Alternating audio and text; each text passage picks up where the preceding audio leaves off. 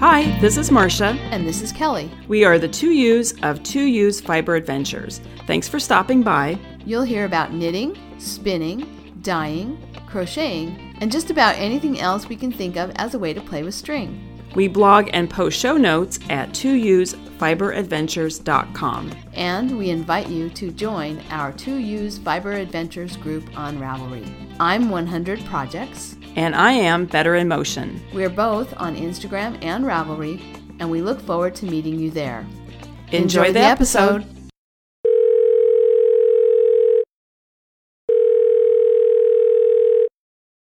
Happy New Year, Kelly. Happy New Year, 2019. Woo-hoo. That's exciting. Yes. It's been a good year. Yeah, it has. So, what did you do last night for New Year's Eve? I sat and knitted on my newest project. I was listening to a podcast, and then all of a sudden I was tired, and I went to bed. It was 9:30. Robert and I are old. And then I woke up at midnight because around in our area there are lots of fireworks on New Year's Eve. What did you do? We had friends over for dinner. There was 6 of us. I always laugh that when I plan a dinner party, I always think about what I want to cook. I plan the party around what I want to make. Mm-hmm. My brother, who was at the party, he always plans his party around what serving pieces he wants to use. What, serving pieces? Yes, like what plates he wants to use, what serving platters he wants to use, and then he figures out what the meal's going to be. Oh, my gosh. I know this is the difference between us. And and you know Mark, so you can understand that. He decided he wanted to serve in courses instead of putting, like we normally, you just put all your entree, you just on your plate and your salad, everything. He wanted to serve in courses, and he wanted me to make Kelly, you're going to laugh because this is the kind of stuff he always talks me into doing. He wanted me to make a vegetable terrine. So I actually have a Le Creuset terrine, believe it or not. It's 3 inches wide, 3 inches tall, and then maybe it's like 12 inches long. And so I had to make, it was layers of carrot, cauliflower, peas. There was then like a Parmesan custard in there and red pepper. And that you had to make all these sort of like, like individual little vegetable mousses that you then had to layer in this terrine. Oh my God. And the whole thing had, you had to blanch Swiss chard, which you lay in the terrine, and then you'd layer all these let's see, was it 4 vegetables? No, I can't remember. So it's like a very, very fancy version of layered Jell-O salad. Yes. And then you unmold it, so I made that on. So was it New Year's Eve was Monday? So I made that on Sunday, and then went over on Monday. Then I unmolded it, but then I thought it needs a sauce, so I had to create some sort of sauce. So I made this kind of tomato-based sauce. It was actually quite good, but we had that, and then we had another course of salad. And then, and of course, he had to press the linen tablecloth and press the linen napkins, and we had to have chargers underneath the plates. And it is kind of fun. Yeah. But it's exhausting, too. Yeah. And then we had exhausting for you, not for exhausting Mark. For me. Yeah. Anyway, and then... so now there's a big cleanup that has to take place today, because the other thing is when you serve in courses, you have so many more dishes that you have to wash, right? Mm-hmm. And wine glasses and everything. So that's the big project for today. Oh, my goodness. Is cleanup. And now I'm officially done with the holidays. There's no more holiday entertaining is going to be going on. Because it seems like we talked about this the other day. I've done so much cooking. Yeah. I had a big cocktail party, which I didn't have to cook for that. That was catered, but I had to clean, to get the house ready, and then, get the tree up and all that kind of stuff. And then I cooked Christmas for a couple of days for Christmas Eve, and then my brother has Christmas Day, but who does the cooking? But yes, I go over early and help him cook, and so I'm just I'm a little fried. Oh my gosh, tired now. You're like an entertaining machine. Yeah, but the machine has broken down. And has to go in for servicing. It's on hiatus. Yeah. It's being rested in the garage. Yeah. Oh my Put goodness. away for the rest of the winter. Right. Anyway, but it was kind of fun. But we don't drink very much, so we had a couple glasses of wine. But was super tired today. Just this morning. This is New Year's Day, so just super tired just from standing and cooking and serving and yeah. So now I'm just we're recording and I'm gonna clean up the dishes and then the rest of the day is gonna spend just chilling out. So that's good. Anyway, I always think you should spend New Year's Day doing the things. I heard this somewhere and I thought it was a good practice. You should spend New Year's Day doing all the things that you want to be part of your upcoming year, like the primary things that you want to be part of your upcoming year. So I'm knitting right now, which I'm knitting right now and recording. Yeah, because I want recording is going to be part of the year. So anyway, well, since we're talking about the podcast and talking about knitting, should we talk about our projects? Yes, we should.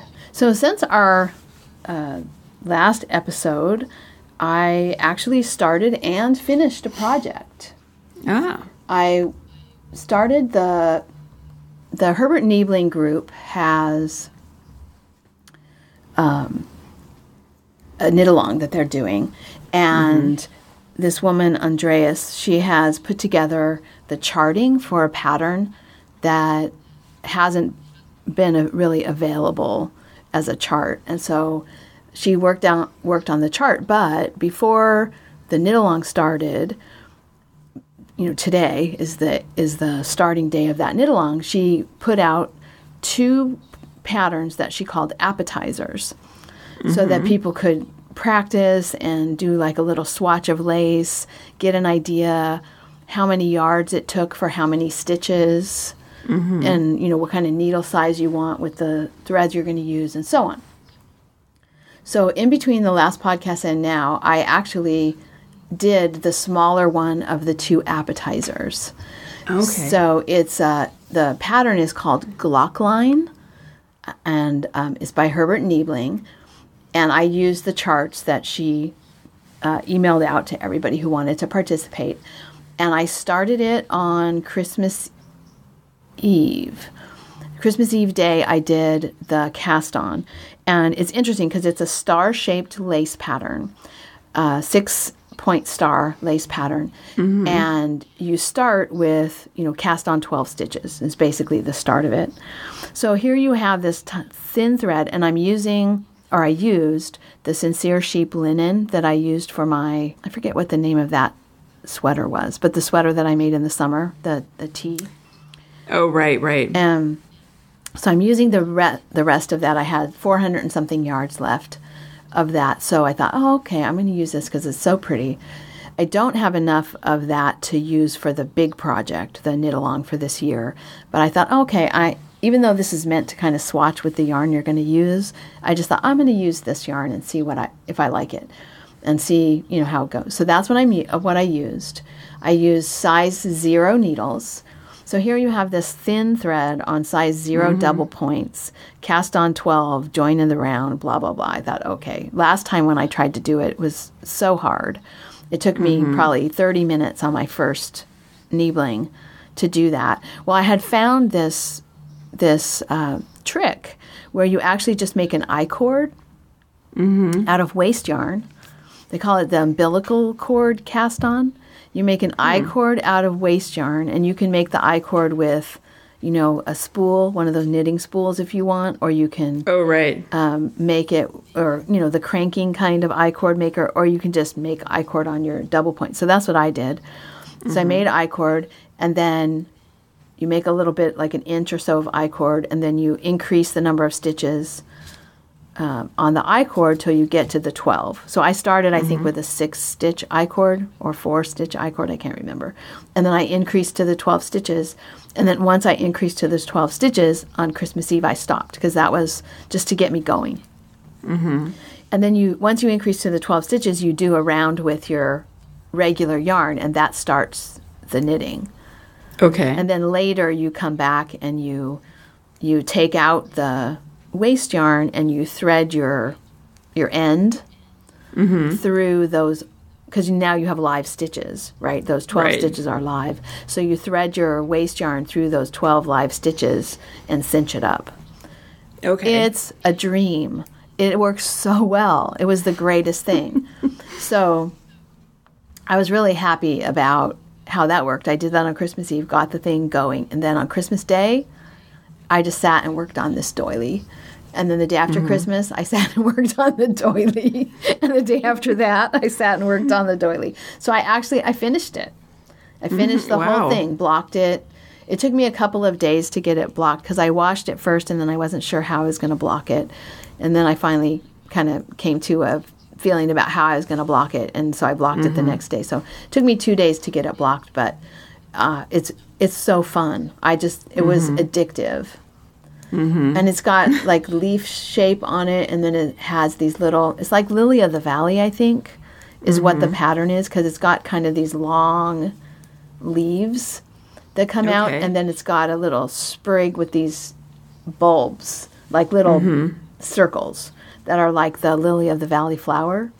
Right. So my pictures on my pattern page are kind of dark.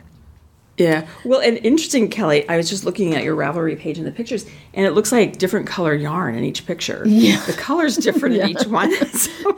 Well, and I was so excited to take pictures of it as I was going that I didn't, I didn't worry about good light or anything. I just took pictures. But yeah, I just had the best time with this pattern. Very cool.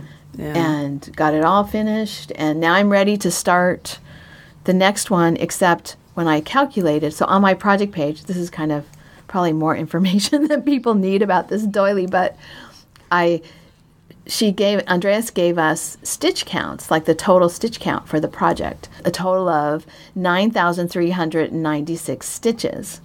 Wow. So I used that to figure out like how many yards of yarn I would need for the other projects. And so if I wanted to make the pattern that I'm going to make, the knit-along pattern for the year that I want, it's FDA 698.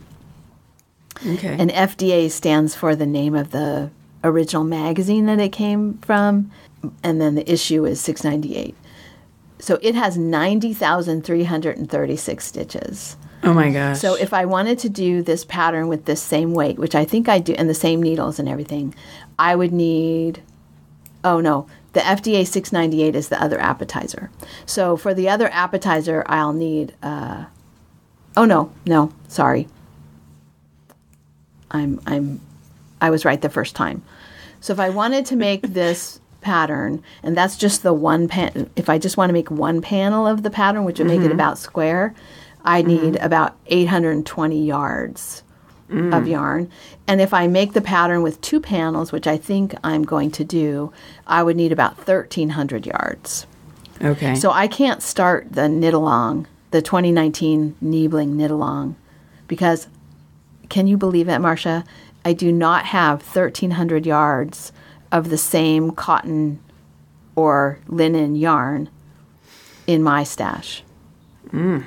Yeah. Well, I do. Actually, I do. I have some in white. If I were going to make it like I have a white, I think it's like cotton linen yarn. If I were going to make the white cotton, I would have enough. But all my others, since they're, leftovers and spirit yarn and stuff, I might have 1,300 yards, but I can't tell for sure. And the ones that I know I have full cones of, I don't have 1,300 yards on the cone, except in white. And I don't want to make it in white. Yeah. So I was thinking about making it in white and then tea dyeing it to make it ecru. So that's a possibility. But then the other possibility is I just go buy yarn. I know. You might have to just go buy yarn. And if I wanted to make more than 2 panels, I think 2 panels would be big enough. But if I wanted to make the actual full thing, which is 4 panels and then a border, it would be about 2,600 yards. So are you thinking of doing the full one? I think it's too big for my dining room table. It depends. If I use the yarn that's called for, which is a size 50 crochet thread, and that's a little scary to me because size 50 crochet thread is thinner than, I think it's thinner than well, it's hard to know because I'm not real familiar with crochet yarn sizes. But I think size 50 crochet thread is actually thinner than the yarn I used. And the pattern calls for it in size 50 crochet thread with 000 needles. And it's still like 30 inches, I think, wide. 24 or 30 inches wide. I can't remember now. Which, that's kind of wide for the center of a table. Yeah. You know, I mean, if it's something you want to leave there and not have people's plates over the top of it and, you know, like the food eating area sort of, it impinges on the eating area, so then you have to worry about things falling on it and stuff. It's a little wide. So I think I'm going to only make the 2 panels. I'm not sure. I'm actually not totally sure. I'm not sure I want to use 000 needles either. But if I don't do that, then it's going to be even wider. So I'm not positive what I want to do there. But anyway, I made the appetizer. It was really fun. It had knit 9 together in it. Oh my God! I'm sorry. How do you do that? I did it with a crochet hook. You cannot actually knit 9 together with knitting needles. Okay. And then there were a couple of posts that talked about how you get the same effect of a knit 9 together by doing a 4 and a 5. Okay. In certain ways, you do a 4 and a 5, and it gives you the same effect. Okay. I just did the 9, I did it like it was a knit 9 together with a crochet hook, but it was hard. I wanted to get past those rows as soon as possible. Okay, I have 9 stitches on my needle right now. I'm looking at this. There's no way you can get your needle through all of this. No. Yeah, you'd have to use it's too difficult. Yeah. Huh. It's possible there's someone who could do it, but I don't. I knit way too tightly to be able to do that at all. So, so that's a started and finished since the last time, and then another started and finished since the last time, I think, is the slipper socks that I made for my sister. It's the same Joe's Perfect slipper socks that I had made 2 pairs of before, and I frogged my Humblebee socks because the yarn was the perfect color for my sister. And I hadn't gotten very far on the socks, and I didn't have any other yarn. And of course, you know how you do at the last minute. You come up with this idea that you want to make a present for someone. And it was mostly because we were going away. We used your gift certificate. Thank you very much. Oh. And we went and stayed at the Plaza in Monterey. And I needed some, nice, easy knitting. I thought, okay, this is what I'll do. I'll make my sister a pair of these slipper socks. So that's what I did. I brought that yarn and took out the other socks. It was just a cuff in a little bit. Yeah. It's not a big loss. And then made the slipper socks for her. So 2 projects started and finished. And then as of yesterday morning, I had no knitting. Nothing. Kelly. I know, nothing. No knitting. I had just the weaving, the warp, which I haven't done anything with, and no knitting. But I dyed up a couple of skeins of yarn to go with one of the yarns that was in the shop. It was a brown and teal variegated yarn. And so I dyed up a solid brown to go with it and a solid teal to go with it and cast on for a mystery knit-along. Oh. So that's what I'm knitting on right now. Okay. It's Cozy Up Knits. They're the 4 sisters that I talked about before that have the YouTube show. And they're doing a mystery knit-along, and the pattern is called Twin It Up. 2 of the sisters are twins. And so the one of the sisters has designed this pattern, and the 2 twin sisters are doing the mystery knit-along. They don't know, they don't know anything about it. The 2 older sisters know what the pattern looks like. So it's very interesting. The first clue, you knit it all and then bind it off. Oh. So apparently you're going to have to pick up more stitches after you're done with the first clue, then you're going to have to pick up stitches and do something else. Mm-hmm. So it's going along. It's got kind of a chevron stitch pattern. It's basically just a strip with a chevron stitch pattern right now. I don't know if this is going to be the center spine of the shawl or what, but I'm looking at. So I love the colors of the yarn that you dyed. Oh, thank you. And I'm looking at the mystery lawn to see what people. Nobody's showing any of their knitting yet. They're just showing their yarn. Yeah, because you don't want to spoil it for people who haven't started yet. I probably shouldn't have even said what I said, but everybody has the pattern. You could tell what's happening by looking at the pattern.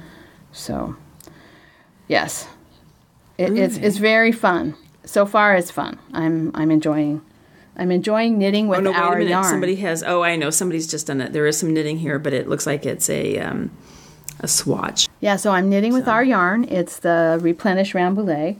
And other than swatching, I haven't really knit with this yarn. I mean, I knit samples when we first got it to kind of test it out, but it's really nice. You have to make something out of this yarn. It's so, I want to make a sweater.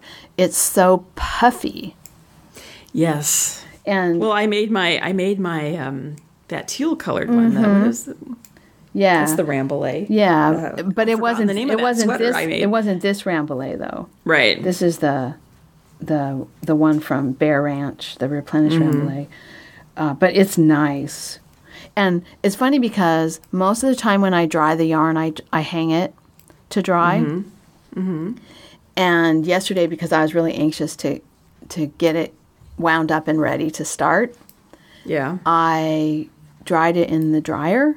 You know, one of the yeah, really. I put that, that rack, that flat rack. Right. I put the rack in, and then once I put the rack in, I laid the yarn on it, and then I dried it in the dryer. Turned the dryer on, and I always check it. Like I start it, and then right away I open it back up and check it just to make sure nothing has like fallen over the side that might get caught, and then you have this mess. I'm always kind of afraid of that, but I dried it in the dryer, and the two skeins that I dried in the dryer, the ones I just dyed yesterday, the teal and the chestnut brown, compared to the one that I hung to dry that was had been in the shop that I took out, totally different feel to them. It was just drying flat in the dryer. They were like super puffy and bouncy and springy, and the other one, I mean, it's not only was it dried hanging, not with any weight on it, just the weight of the yarn, but it's also been twisted up in a skein. So if you're knitting with this yarn, in a twisted up skein, and then you wash it, the swatch, oh my gosh, it's gonna like poof up like crazy. It's just really nice. I'm having fun knitting with this yarn. So yeah, I got to get more. We have quite a bit of it still in the shop, but I want to get some more done and put up in the shop before I go back to work. So yeah. Well, the colors are beautiful. Thank you. And I sometimes, if I want something, and now the yarn is hanging, but if I want it to dry, speed up the drying process, I put a fan on it. Yeah. So I hang it. I have a clothes rack, and I hang it on there, and then put a fan, so there's just air movement, and that seems like it dries it pretty quickly. But it's funny, when I saw you posted on Instagram last night, I think, yesterday evening, a picture of your yarn that you had dyed, and it's wound in a skein, and I thought to myself last night, wow, she was dyeing that in the morning when I talked to you, and it's already dry. How did she do that? Now I know. Yes, the dryer. Yeah. Yeah, I had it wound up into cakes last night, right after I took the picture to post on Instagram. If anyone wants to see pictures of it, we'll put them in the show notes, but you can also take a look at my Instagram feed. And by the way, we have quite a few new listeners. If you aren't following Marsha and I on Instagram, you really should. Yeah. Yes. I mean, I haven't Learn been about our posting a lives, lot lately. I've been kind of, well, that's a whole other topic, but I've limited my Instagram use on my phone. Okay. Yeah. I set a time limit, so I'm being much more aware of how much time I'm spending on Instagram. Mm-hmm. We can have a conversation about that another time, like maybe next episode when we talk about our plans for the upcoming year. Yes. One of my plans is to not waste so much time. Oh, dear. Knitting time. That's right. Or movement time. Yeah. So that's it for me. Well, I'll tell you what I've got going on. I'm sitting here right now. I'm knitting on Cloud Cover by Heidi Kirrmaier. Oh, good. And I didn't write down the yarn I'm using, but just a reminder, I'm using the Juniper Moon Farm Findley DK Dapple, and it's a 50/50 merino silk. Ooh, nice.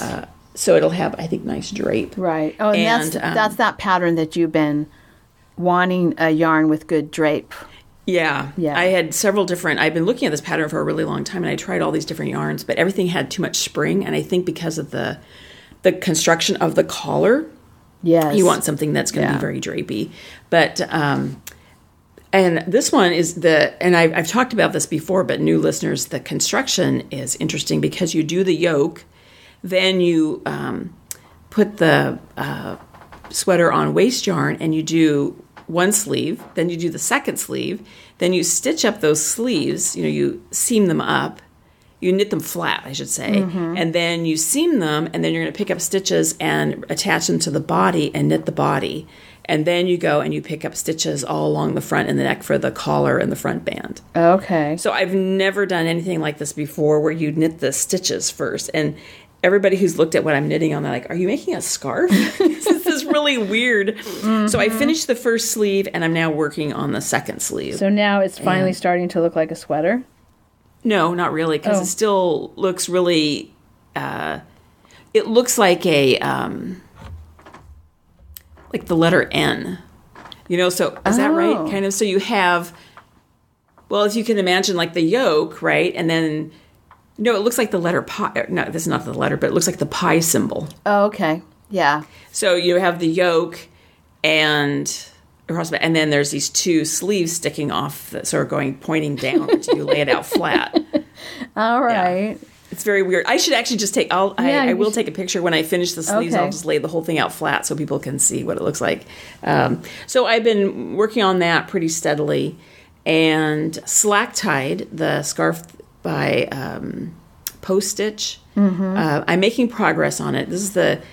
I've talked about this before, but I'm using the Concentric by Hikoo, and it's the yarn that it's alpaca, but it's 4 singles that are not plied together. So the yarn is super, super splitty. Yeah, okay. And so the pattern's very simple. So on the right side, you knit two stitches together, and on the wrong side, you knit through the front and through the back loop. And that forms a sort of waffle look. Uh-huh. And but it's because the yarn is so splitty, the knit two together is really, really hard. It's not fast going at all. And then even the knit through the front and back loops is also a bit of a challenge. Right. So I'm not really enjoying. Well, yeah, I'm not enjoying it at all. Bad combination of yarn and pattern. Well, and the thing is that the yarn is beautiful when it's knit up. Mm-hmm. It's beautiful. I really like it, but just the process of knitting it is challenging. Yeah. And so I'm making this for my brother, and he has asked a couple times, how's it going on that scarf? So I make it a point to knit at least 2 rows every day. And I would say I'm 3/4 of the way through, but I make myself knit at least 2 rows a day. And sometimes I knit more than that. Well, I was going to say, 2 rows, how wide? It's 56 stitches. Okay. Yeah. So it's that's not very much. No. And that's not even an inch, probably, right? ½ inch? No. Quarter inch? Half inch? What size needles? No, it's I'm interrogating you about your size 9. No, is it? Okay. I don't remember now. Is it 9 or are they 10s? I can't remember. They're big needles. So 2 rows gets you something. Oh yeah. Okay. I was thinking, but like 2 rows on size 4. Oh no. You'd never finish it. They're big needles, but actually, Claire, let me see. I'm kind of curious what the needles are. I think they're 9s. Okay. Oh no, I'm wrong. They're 10.5. All right. So yeah, they're big. That's good. So 2 rows a day you'll get it finished. And as I say, some days I do more than that, but there's things I would like to start, but I cannot until I finish that. Right. Speaking of finishing things, I have to talk about this. I started a shawl called Elinya, Leinya, that I took. I started it specifically to take with me on my trip to Scotland last March. So it was just garter stitch. The whole thing is garter stitch till you get the end and you do a picot bind off. And I am 2/3 of the way through the picot bind off, and I put it down. And it's been sitting there for maybe 2 months. I haven't done anything. And so I'm so close. And I thought, yeah, we haven't heard anything about this shawl in a while. No, and I'm super close, and I just need to take, I could finish it in an evening, the picot bind off. And so I thought, I have to just sit down some night and just finish that and get it off my... Today. I have to go wash all those damn dishes. No, maybe tonight. Tonight when I get home, I should just finish it, so it'll be done. Just to have it off your plate. Yeah, to have it off the plate, because it's so close, you know. It's ridiculous. It's so silly to have it sitting there all that long when I'm so close. So I need to finish that, and because there's things I want to start. But then the other thing, too, is I've been working on I have not been working on, but I want to finish this, is Rabbit by Claire Garland, my little rabbit guy. Yeah. And that one, I've talked about this before, I need to find an evening, I don't know, I'm not going to say an evening. I need to find a period of time, uninterrupted, that I can sit and work on him. And I think part of the reason I've not been working on him in the evenings is sometimes I am tired, and so I want something that's just stockinette or something that's really simple. And I need that pattern. Anyway, I need to just read it line by line and check off each row, you know. So sort of like the lace that I was doing. Exactly. I would not have done. If I wasn't on vacation, I would not have been able to sit and knit that lace. Yeah. In the evening. And I think I don't know if this is true about lace, but with the Rabbit, my sense is if I make a mistake and I have to rip out, it's so complicated for me that I think I would have a difficult time ripping back to know where my starting point was now. So that's why I'm being extra cautious. And then, I have plans. So I remember I talked about this in the last episode about SnowFlower, the pullover by Heidi Kirrmaier that I had ordered. And I don't know if the yarn had arrived when we last talked. Yeah, but I think you were talking about ordering it. Okay, so anyway, I ordered it. It's here. And I've been thinking about colors. So I know I want the SnowFlowers, which sort of look like stars or snowflakes or something. I want those to be the natural cream color. But then I think there are 4 contrasting colors. And I need to start thinking about what I've been thinking about, but what I was thinking I would do is I would just go and look at my stash and pull out colors of yarn just to see, not that I'm going to use those yarns, but just see how the colors are with that sage green I have. And do I want to have a red? You know, do I want a gray? Do I, want a hot pink? I don't think I would ever use hot pink, but what colors do I want? Right, and you can do that with the yarn that you have, even if it's not the right type of yarn. You can do it with the skeins of yarn in your stash. Yeah, that's a good idea. Yeah, just see what colors I have. And then the other thing I've been working on is the spinning. And I talked about this the last time that I got pulled out that 2-year-old fleece. That's the Wensleydale, Corriedale, and Merino cross. And so I've I've carded probably a third of it. Oh, nice. Maybe realistically, maybe a quarter of it. And I've got a big bowl and then I use the Diz too. I think I talked about this in the last episode that I use the Diz. And so I've got quite a large wooden bowl full of roving. That's nice. So I've been spinning, and I've spun 3/4 of a bobbin. So I'm going to do a 3-ply. So I've got to get at least 2 more bobbins spun up, and so I can ply that. And I'm taking it slow and easy. I'm also learning about spinning that it doesn't spin the way machine-made roving spins. Oh, right. Yeah. There's more stopping and starting to pull out the little noils, and there's still debris in there, little grass fibers and stuff. So it is an interesting that because it's not processed as much as machine made roving. Yeah. Right. It's well, or I should say not even that, just because I usually am using top, right? Mm-hmm. Which is different than this. I mean, it's kind of like the difference between knitting with commercial yarn and knitting with hand spun. Mm-hmm. It has more life in it.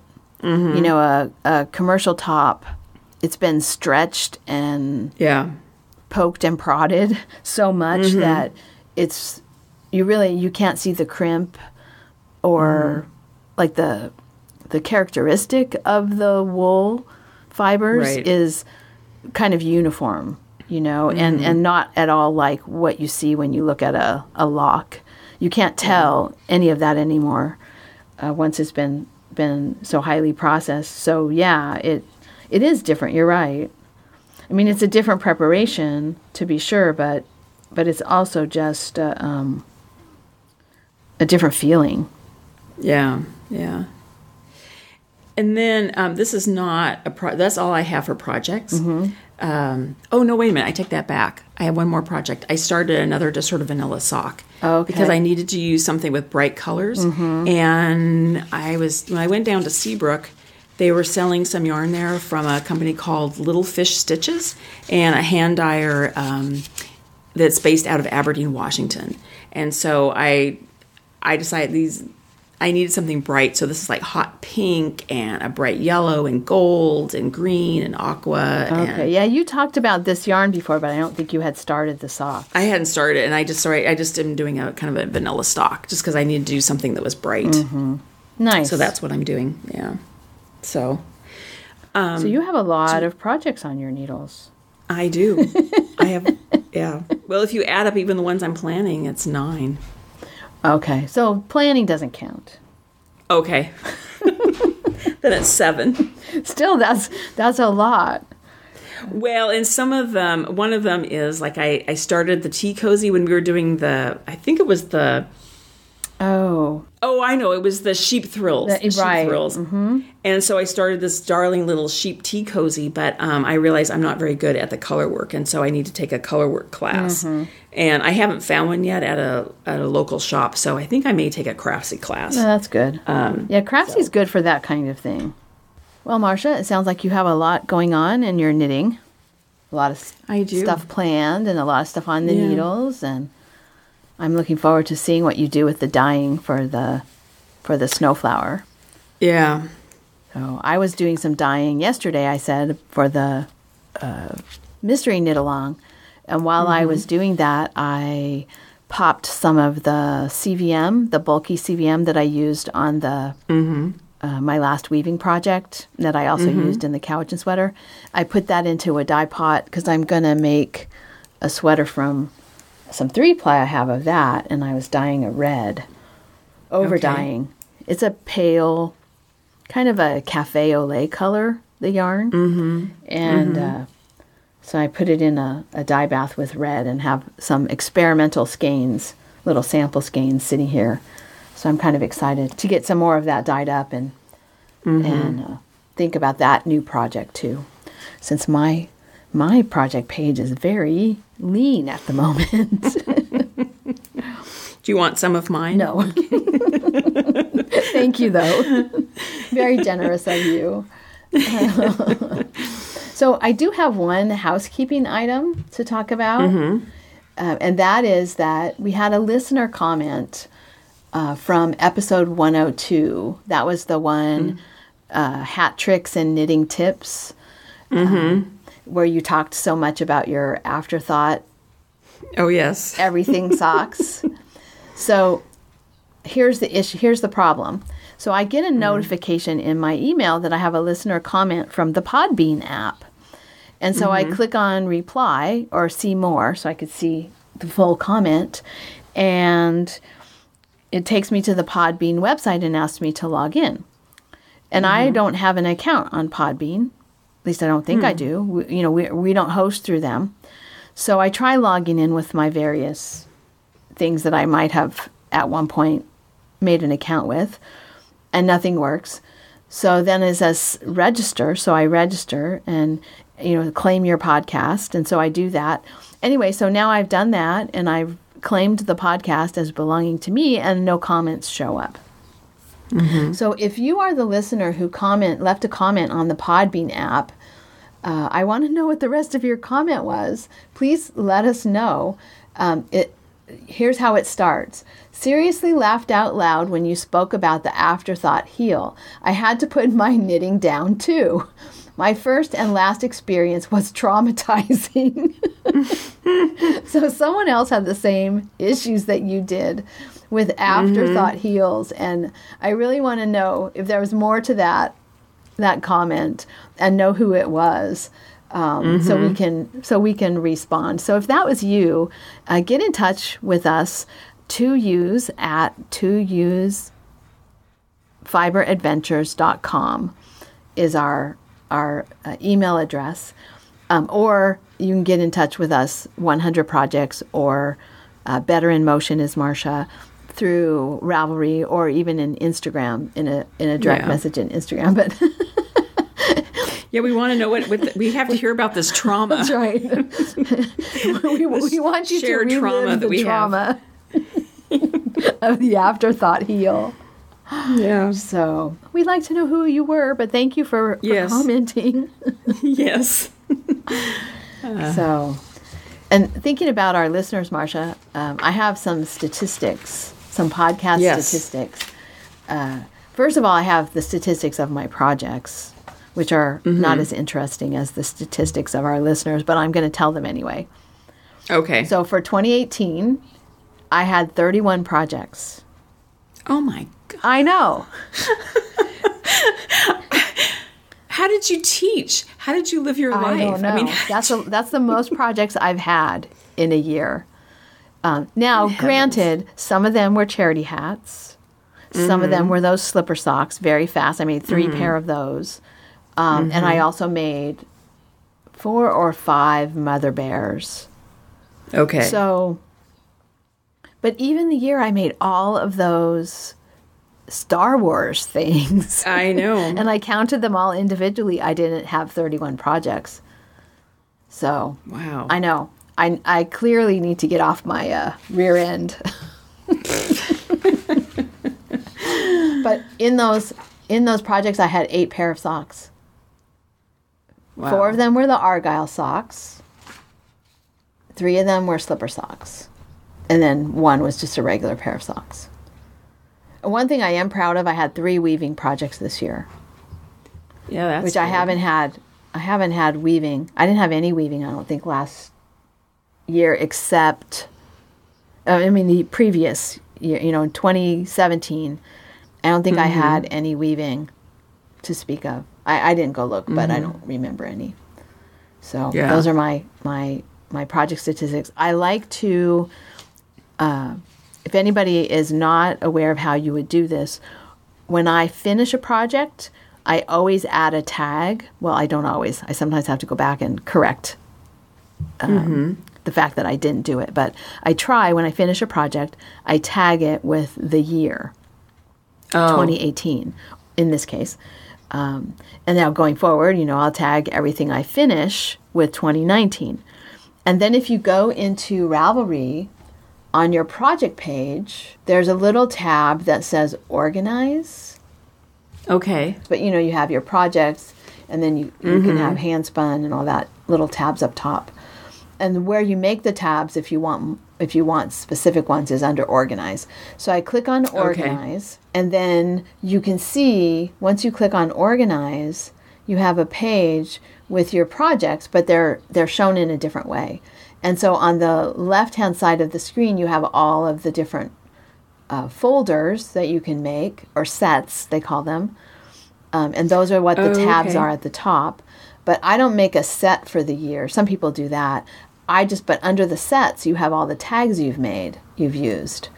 And so then I can just go to the 2018 tag I don't even have to click on it. I can see I made 31 projects in 2018, Okay. 24 projects in 2017, 29 projects in 2016. I think that was the year I did the Star Wars, and so on. Okay. So if you always tag your projects when you finish them with the year, then you can go into that Organize tab and you can click on that tag and you can see all of the projects that you made in that year. Or you can just see the Okay. number because it gives you a count. So anyway, that's what I do all year long. Yeah, I'm going to do that then. And like you always say, oh, but I didn't start it this year. And I don't count when I started it. I just count when I finished it. So if I finished it in 2018, it got a 2018 tag, regardless of when I started it. Okay.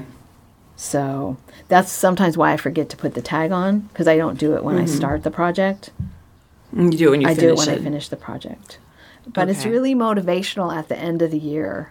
I think this might be part of the reason why I have an empty slate, because it's really motivational at the end of the year to be able to add a 2018 tag to something when you only have a few days left of the year. So anyway, those are my statistics. I'll just give you my quick statistics. I didn't do what you did. I just wrote down on a piece of paper, but I had 13 projects. So I had one weaving project, which is the project we worked on last January when you came up here.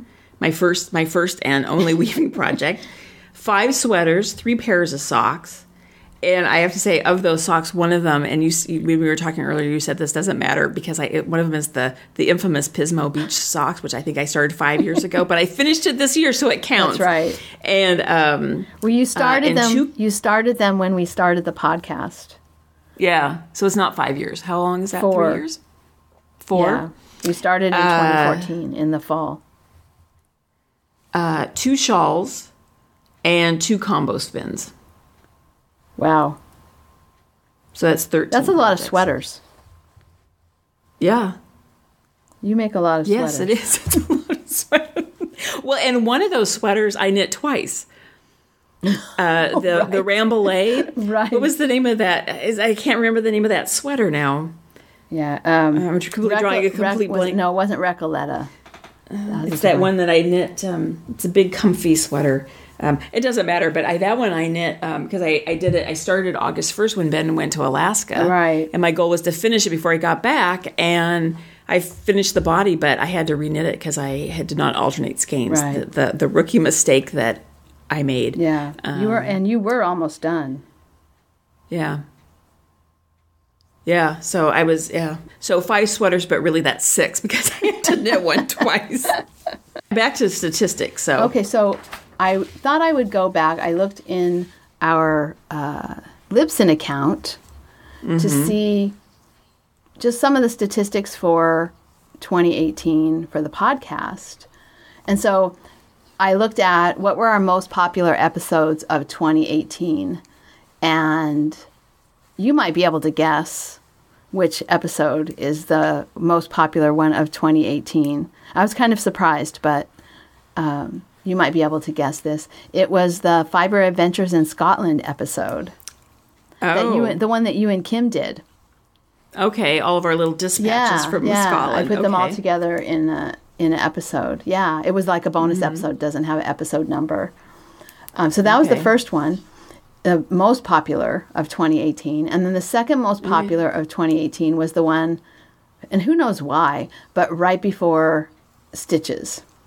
And then the next most popular one was one from June, Sweaters and Blankets in Summer. So the other one, the one right before Stitches, was episode 86, Events, Knitting Tips, and Bee Talk. Maybe it was the Bee Talk that made it so popular. Yeah, so notice, probably. Marsha, the first 2 episodes, Scotland and bees. Not anything to do with knitting. Maybe we should consider a different type of podcast. Maybe. And then the third most popular one was Sweaters and Blankets in Summer. That was in June. And then after that was The Spirit Dress Forms and Uncanny Coincidences. That was right after the Knockers retreat. Okay. And then 1, 2, 3, 4. And then the next most popular one was also Scotland. Argyle socks and your Edinburgh. So I thought that was pretty interesting to see.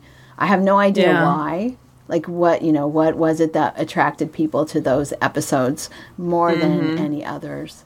But I thought that was interesting. And then I went back and I looked at, so what of our like back catalog, right? Our previous episodes were the most popular. So the most popular episode from previous years, I would never have guessed this. This was the New Year's Eve 2017 episode. One Use Year in Review. I think you were sick. Oh, you were on your own because I was sick. Yeah. Okay. That was last year New Year's Eve. Right? That's so funny. So it was just me by myself talking about knitting. Yeah. And then the next most popular from the previous years, this just goes to show you travel is a good theme, was the episode 20, A, B, and C, Textiles on My Travels. Oh, right, yeah. That I did from Washington, D.C.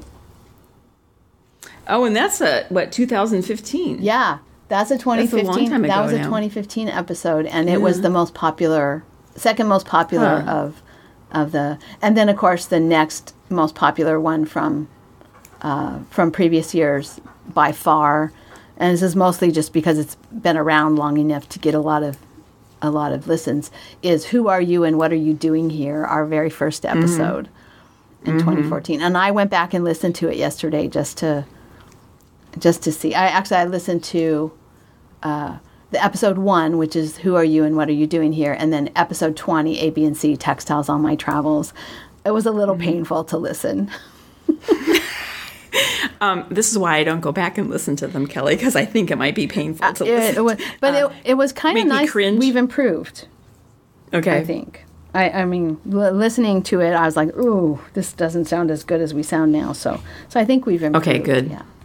But it makes me want to go back to Washington, D.C. That exhibit is not there anymore, but it makes me want to go back to Washington, D.C.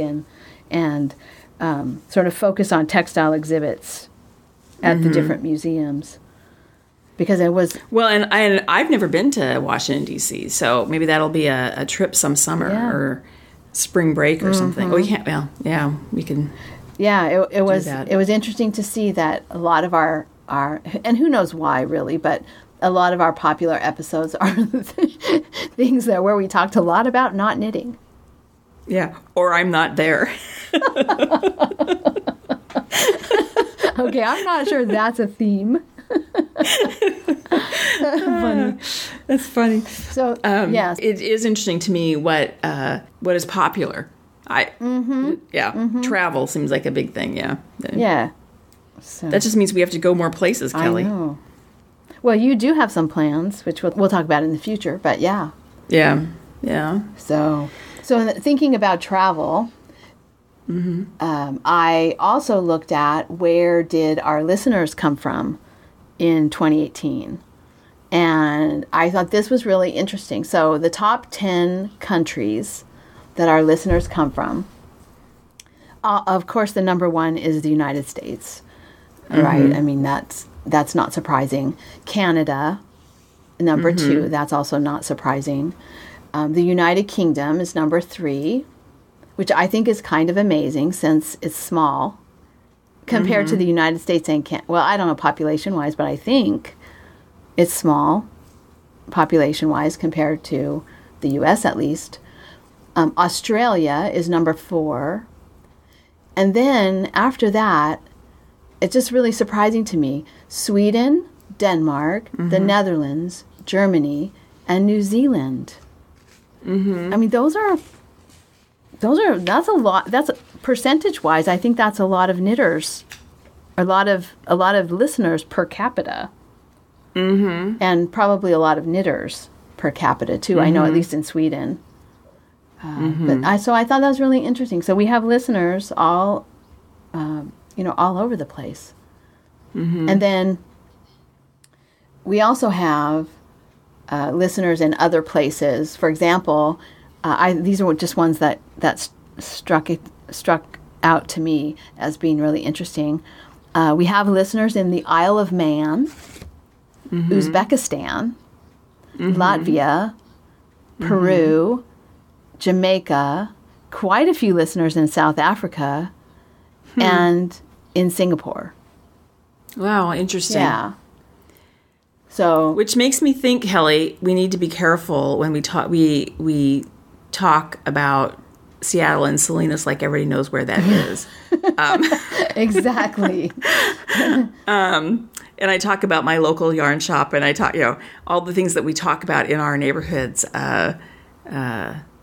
Perhaps we should have a less ethnocentric view of the world. I mean, people are listening all over the world, so we have to remember it's not always summer or winter in other parts of the world when it's summer and winter where we are. And yeah. Well, yeah. I mean, I in looking at stuff for this episode, we have downloads. I say listeners. I don't know how many listeners.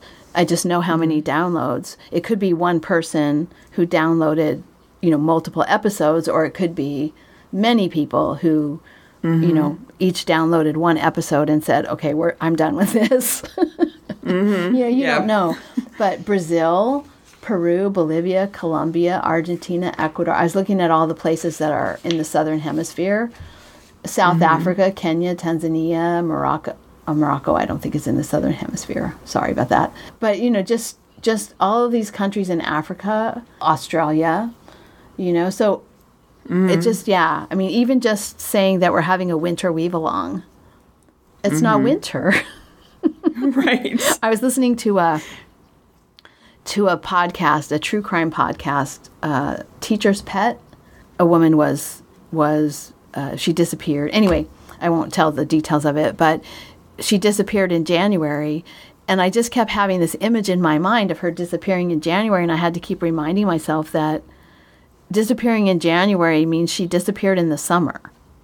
And just I had to keep reminding myself of that. So yeah, it's just really enlightening to think about listeners in other countries. It makes you think differently, a little bit differently about what you say and what you imagine when you're imagining people, sitting and listening to us. So, but I really would love to hear from listeners in all of those exotic to me. Exotic to me places. Exotic, it might not be exotic to you if you live there, but they seem exotic to me. Like if you're a listener in Jamaica or Uzbekistan, send us an email. Yeah. It would be really, really fun to hear from you. Or join the Ravelry group and introduce yourself in the thread in the Ravelry group. Yeah. Well, and Kelly, I don't think you mentioned this either, but about how many listeners went back through the catalog and started listening from the very beginning. Yeah. So I can't really tell for sure, except when I went and I was looking at the number of people listening to the back catalog, numbers right around 200 kept showing up. So I think, I'm only speculating here, but I think what that means is there are about 200 people who are, became new listeners in the last year and went back through the catalog starting kind of at the beginning. They might not have listened to every episode because, it would be different numbers for each episode. But I thought, wow, that's really, people will talk about, going back and binge listening or listening from the beginning. And I do that when I listen to a new podcast. A lot of times if I like the first episode I listen to, I go back and I start at the beginning. Yeah. But yeah, about 200 people. And then also listening at the beginning, when I went back and listened to the first episode, I remember we had the one listener who was really worried about you because she couldn't find you on Ravelry because you had changed from M. Fusel to Better in Motion. Oh, and she couldn't find you on Instagram. And when she got to the episode where you explained, she wrote into the discussion boards and said, "Oh, I was so relieved when I got to this episode and I found out what happened to Marsha."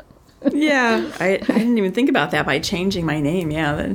And she wasn't listening to the recent episode, so she didn't even know if you were still around. She couldn't find you on Ravelry. She couldn't find you on Instagram. And for all she knew, the very next episode, you disappeared. Yeah. Yeah. And you were in a true crime podcast. Oh dear. Oh, dear. Yeah. So anyway, it was really fun to go back and look at, who our listeners are geographically over this past year. And we've had quite a few new listeners joining the Ravelry group, which has been really fun to hear their stories too and get to have them introduce themselves. So if you are a new listener and you haven't reached out to us, we would absolutely love to hear from you. You can email us at 2use@2usefiberadventures.com or get in touch with us on Ravelry or Instagram. It'd be great to hear from people. Yeah, it really would be fun. That's all for the podcast statistics. I think the only other thing we have to talk about are events, upcoming events. Yes. I'm going to Madrona Fiber Arts. KM Designs and I are going to Madrona Fiber Arts, and that's Thursday, February 14th through Sunday, February 17th. And that's in Tacoma, Washington, for all of our people in South Africa and Uzbekistan. That's just a little bit south of Seattle. And we're going to be there. I believe we're going down Friday afternoon. And I know Kim is taking a class. I wasn't able to get into a class, so I'm just going to be knitting. I'll look at the marketplace and check that out, and I'll probably find a nice place to sit and knit. So maybe I'll see people there. And then the following weekend then is Stitches. Yes. So I'm going to fly down for that. And that is Thursday, February 21st through Sunday, February 24th. And that's is that technically Santa Clara? Yeah. California? Yeah, it's it's at the Santa Clara Convention Center. Yeah. Yeah, I'm really looking forward to Stitches. Right now I'm not signed up to take any classes. Yeah, I might take a market class, but I'm not signed up to take any classes. We are going to be there on Saturday for the podcast meetup that's hosted by the Yarniacs and the Two Knitlet Chicks.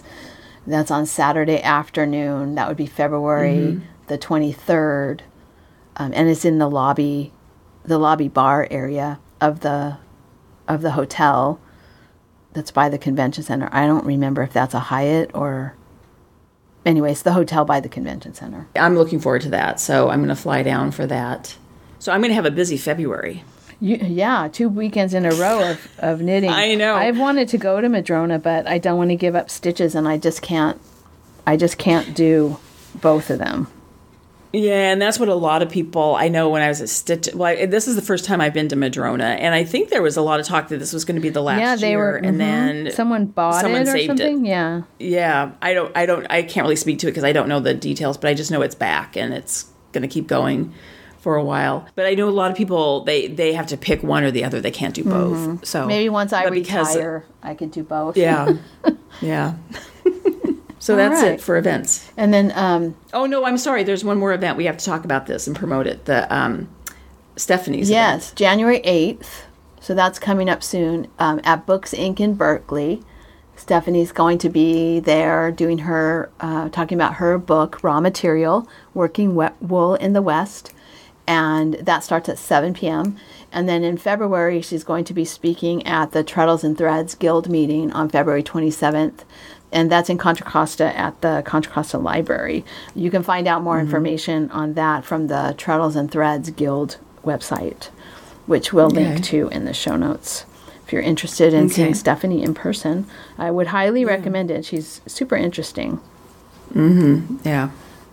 Good event. And then I have one last little bit. It's not housekeeping, but one little thing I put in here and I forgot to mention. Oh, sure. But do you remember one of the episodes I was talking about how the clothing company American Giant is working to produce 100% made in the U.S. flannel shirt? Right. And so there's a waiting list, and I had ordered it, but it was back. I ordered one for myself and one for my brother, but they've been back ordered.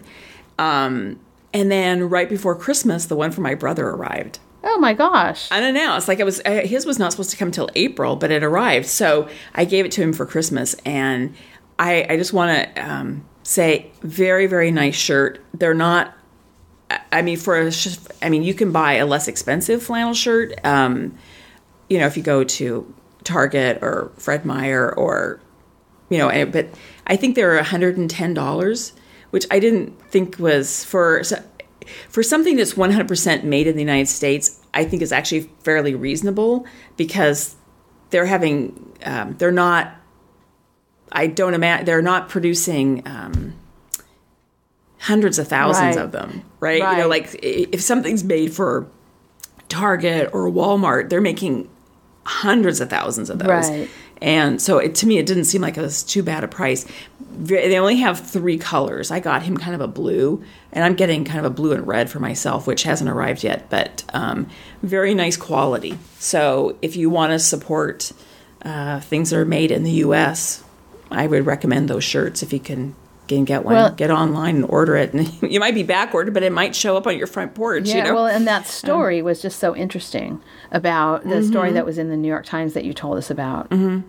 So, yeah, he was pretty excited to get that flannel shirt. Now, this is just kind of funny about Christmas. I gave him 2 gifts for Christmas. I gave him the flannel shirt, and I also gave him a chainsaw. Now, if you know my brother, he's in the design field. Yeah, no, those are not the gifts. He sells fabrics and wallpaper and furniture, Right. and so it's just kind of funny. And he was laughing because he went to work, and his coworker said, "So what'd you get for Christmas?" He said, "Oh, my sister gave me a flannel shirt and a chainsaw." No, those are not 2 things you would actually associate with Mark. This is the same man who planned a dinner party around wanting to use a tureen, a dish for a tureen and courses. Yes. Yeah. Yeah. So, and painted the dining room red. Yes. Anyway, but he actually, though, he was very excited about the flannel shirt, and he said he was actually really excited about the chainsaw, too. Yeah, so, well, it would be good anyway. For his work in the yard. Okay. Well, is that it then? I think that's it, Marsha. Well, we'll talk in 2 weeks. Happy New Year. This was a great way to start the new year. Knitting and chatting about knitting and recording for all of our listeners all over the world, in Thailand and Singapore and New Zealand and... Well, and New Year's is something that we all share in common. That's true. It is regardless of whether it's summer or winter, I mean, different cultures have different New Year celebrations. Like there's a Chinese New Year celebration that's at a different time, right? And other cultures that celebrate a different New Year, a different time of year as New Year. Right. But yes, January 1st is January 1st everywhere in the world. Yeah. All right. We'll talk in 2 weeks. Alrighty. Bye-bye. Thank you so much for listening. To subscribe to the podcast, visit 2usfiberadventures.com. Join us on our adventures on Ravelry and Instagram. I am Better in Motion, and Kelly is 100 Projects. Until next time, we're the 2 U's doing our part for World Fleece.